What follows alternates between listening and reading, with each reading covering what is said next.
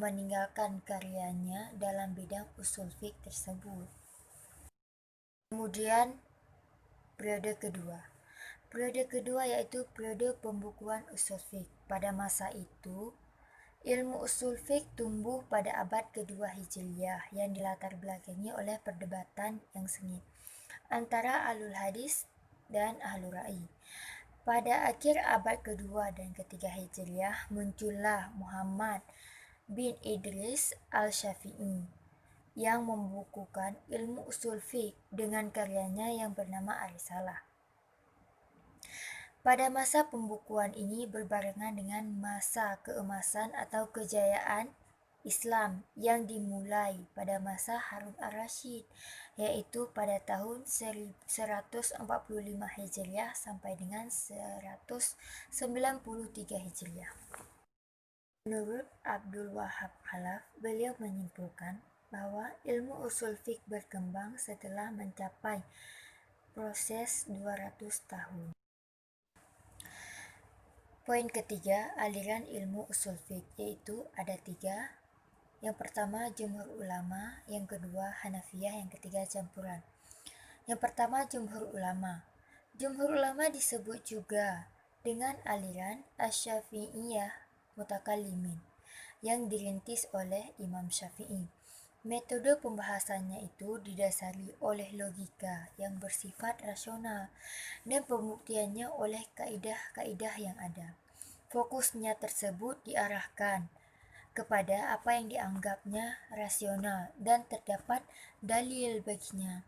Dengan demikian dapat disimpulkan pembahasan usul fiqh aliran jumhur ini bersifat teoritis tanpa disertai contoh dan bersifat murni karena tidak mengacu kepada mazhab fikih tertentu yang sudah ada.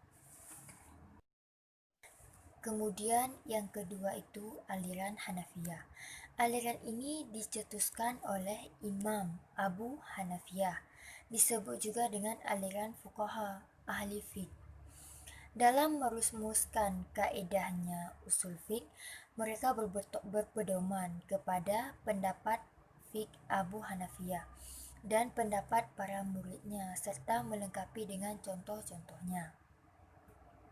Cara yang digunakan tersebut dengan istiqra atau disebut dengan induksi terhadap pendapat-pendapat imam sebelumnya.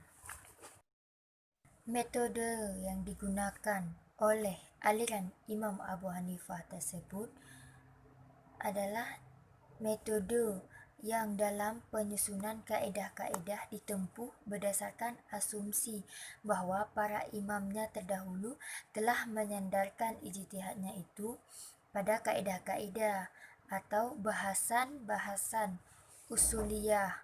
Jadi, semata-mata perhatian mereka itu tertuju kepada masalah usul fiqh para imamnya yang diambil dari masalah-masalah yang terdahulu.